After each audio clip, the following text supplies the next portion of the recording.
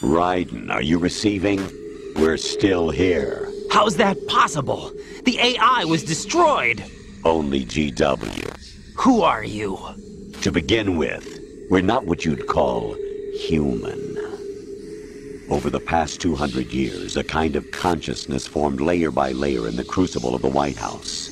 It's not unlike the way life started in the oceans 4 billion years ago. The White House was our primordial soup, a base of evolution. We are formless.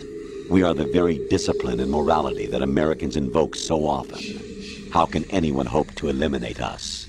As long as this nation exists, so will we. Cut the crap! If you're immortal, why would you take away individual freedoms and censor the net? Jack, don't be silly. Don't you know that our plans have your interests, not ours, in mind? What? Jack, listen carefully, like a good boy. The mapping of the human genome was completed early this century. As a result, the evolutionary log of the human race lay open to us. We started with genetic engineering, and in the end, we succeeded in digitizing life itself. But there are things not covered by genetic information. What do you mean? Human memories, ideas, culture, history. Genes don't contain any record of human history. Is it something that should not be passed on? Should that information be left at the mercy of nature? We've always kept records of our lives, through words, pictures, symbols, from tablets to books. But not all the information was inherited by later generations. A small percentage of the whole was selected and processed, then passed on. Not unlike genes, really. That's what history is, Jack. But in the current digitized world, trivial information is accumulating every second, preserved in all its triteness, never fading, always accessible. Rumors about petty issues, misinterpretations, slander. All this junk data, preserved in an unfiltered state, growing at an alarming rate. It will only slow down social progress, reduce the rate of evolution. Right. You seem to think that our plan is one of censorship. Are you telling me it's not? You're being silly. What we propose to do is not to control content, but to create context. Create context? The digital society furthers human flaws and selectively rewards development of convenient half-truths. Just look at the strange juxtapositions of morality around you. Billions spent on new weapons in order to humanely murder other humans. Rights of criminals are given more respect than the privacy of their victims. Although there are people suffering in poverty, huge donations are made to protect endangered species. Everyone grows up being told the same thing. Be nice to other people. But beat out the competition. You're special. Believe in yourself and you will succeed. But it's obvious from the start that only a few can succeed. You exercise your right to freedom, and this is the result. All rhetoric to avoid conflict and protect each other from hurt. The untested truths, spun by different interests, continue to churn and accumulate in the sandbox of political correctness and value systems. Everyone withdraws into their own small gated community, afraid of a larger forum. They stay inside their little ponds, leaking whatever truth suits them into the growing cesspool of society at large. The different cardinal truths neither clash nor mesh. No one is invalidated, but nobody is right. Not even natural selection can take place here. The world is being engulfed in truth. And this is the way the world ends. Not with a bang, but a whimper. We're trying to stop that from happening. It's our responsibility as rulers. Just as in genetics, unnecessary information and memory must be filtered out to stimulate the evolution of the species. And you think you're qualified to decide what's necessary and not? Absolutely. Who else could wade through the sea of garbage you people produce, retrieve valuable truths, and even interpret their meaning for later generations? That's what it means to create context. I'll decide for myself what to believe and what to pass on. But is that even your own idea? Or something Snake told you? That's the proof of your incompetence right there. You lack the qualifications to exercise free will. That's not true. I have the right. Does something like a self exist inside of you? That which you call self serves as nothing more than a mask to cover your own being. In this era of ready-made truths, self is just something used to preserve those positive emotions that you occasionally feel. Another possibility is that self is a concept you conveniently borrowed under the logic that it would endow you with some sense of strength. That's crap! Is it? Would you prefer that someone else tell you? All right then. Explain it to him. Jack, you're simply the best, and you got there all by yourself. Oh, what happened? Do you feel lost? Why not try a bit of soul-searching? Don't think you'll find anything, though. Ironic that although self is something that you yourself fashioned, every time something goes wrong, you turn around and place the blame on something else. It's not my fault. It's not your fault. In denial, you simply resort to looking for another, more convenient truth in order to make yourself feel better. Leaving behind in an instant the so-called truth you once embraced. Should someone like that be able to decide what is truth? Should someone like you even have the right to decide? You've done nothing but abuse your freedom. You don't deserve to be free. We're not the ones smothering the world. You are. The individual is supposed to be weak, but far from powerless.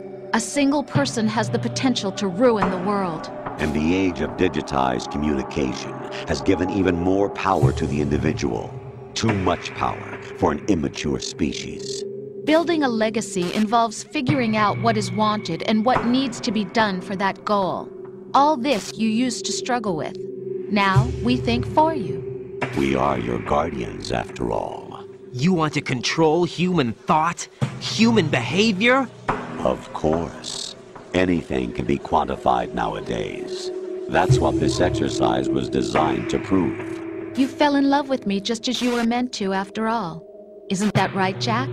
Ocelot was not told the whole truth, to say the least. We rule an entire nation. Of what interest would a single soldier, no matter how able, be to us? The S3 plan does not stand for solid snake simulation.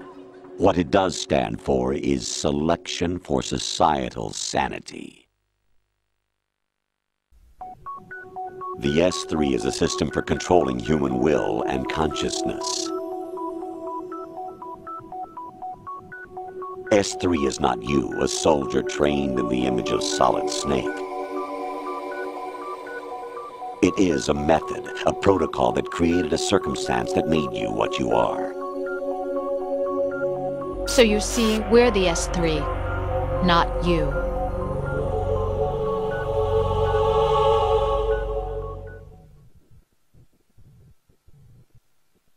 What you experienced was the final test of its effectiveness. That's crazy.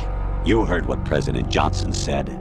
The Arsenal's GW system is the key to their supremacy. The objective of this exercise was to establish such a method. We used Shadow Moses as a paradigm for the exercise. I wonder if you would have preferred a fantasy setting. We chose that backdrop because of its extreme circumstances. It was an optimal test for S3's crisis management capacity. If the model could trigger, control, and solve this, it would be ready for any contingency. And now, we have our proof. Raiden, there are also reasons behind your selection.